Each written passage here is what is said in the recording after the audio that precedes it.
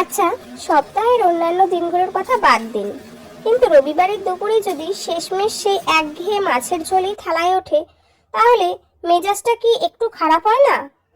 আর ঠিক সেই কারণে আজ আপনাদের জন্য নিয়ে এসেছি একদম রাজকীয় স্বাদের সামান্য কিছু ঘরোয়া উপকরণে তৈরি, কিন্তু স্বাদে একদম উৎসবের ছোঁয়া মাখন মসৃণ গ্রেভির দই কাতলা।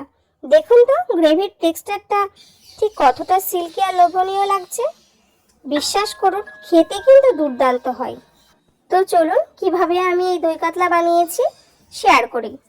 তো দেখো, আমি এখানে বড় সাইজের 4টে কাতলা মাছের পেটি আর গাদা নিয়ে নিয়েছি। তোমরা তোমাদের পছন্দ মতো পিস ব্যবহার করবে। আমি এখানে পেটি গাদা দুটোই ব্যবহার করেছি। 4টে মাছটাকে আমি ভালো করে লবণ দিয়ে মাখিয়ে রেখেছি। মেখে নেওয়ার পরে সাদা তেলে কিন্তু রান্নাটা করতে হবে।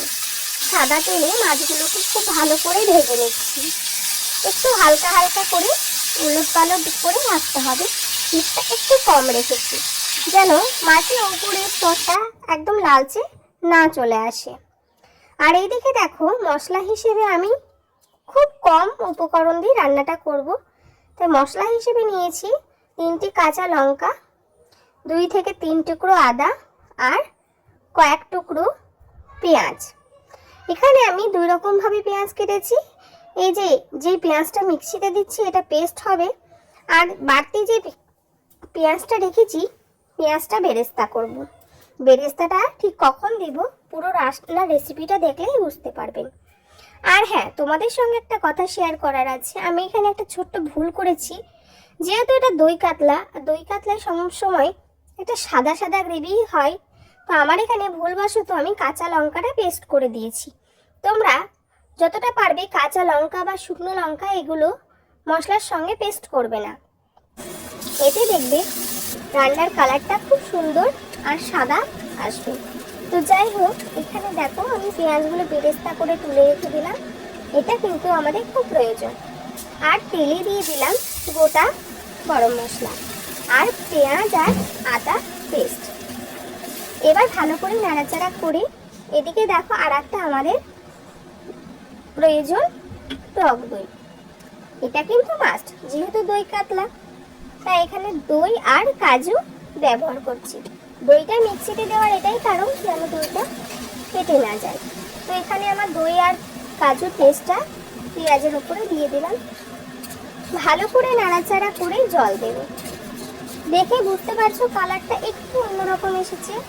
যেহেতু আগে বললাম কাঁচা লঙ্কা আমি পেস্ট করে ফেলেছি, তাই যতটা পারবে কাঁচা লঙ্কা বা শুকনো লঙ্কা এর সাথে কিছুই পেস্ট করবে না, বা টমেটো কিছু পেস্ট করার কোনো দরকার নেই।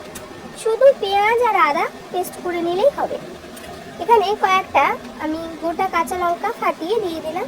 পরিমাণ মতো জল দিয়ে লবণ দিয়ে আমি এবার মাছগুলো দিয়ে দিচ্ছি। একে একে মাছগুলো দিয়ে ভালো করে ফুটিয়ে নামিয়ে দেব। খুব সুন্দরভাবে মাছগুলো কিন্তু ফুটে যাচ্ছে। তবে বেশিক্ষণ মাছগুলো ফোটানোর কোনো দরকার নেই। বেশিক্ষণ মাছ ফুটিয়ে নামালে তখন মাছগুলো ভেঙে যাওয়ার চান্স বেশি থাকে। তাই এখানে আমার মাছটা কিন্তু প্রায় অলরেডি রেডি হয়ে গেছে। উপর থেকে কিছুটা চিনি আর ঘি ছড়িয়ে আমি সার্ভ করে দেব। জাস্ট অসাধারণ লাগে খেতে। আমার হাজব্যান্ডের তো এটা খুবই পছন্দ। তো এইভাবে বানিয়ে তোমরা খেতে পারো। ঘরোয়াভাবে তৈরি করে দেখালাম আজকে দই কাতলা রেসিপি। কেমন লাগলো অবশ্যই আমাকে জানাবে। যদি আমার রান্নার কোথাও ভুল থেকে থাকে অবশ্যই সেটা আমাকে বলবে কমেন্টের মাধ্যমে। আমি সেটা শুধরে দেওয়ার চেষ্টা করব।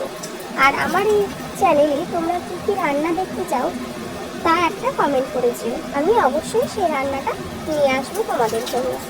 যদি ভালো লেগে থাকে তাহলে একটা লাইক আর কমেন্ট করে শেয়ার করো। সাবস্ক্রাইব করতে ভুলো না। নমস্কার, অনেক অনেক ধন্যবাদ পুরো ভিডিওটা দেখার জন্য।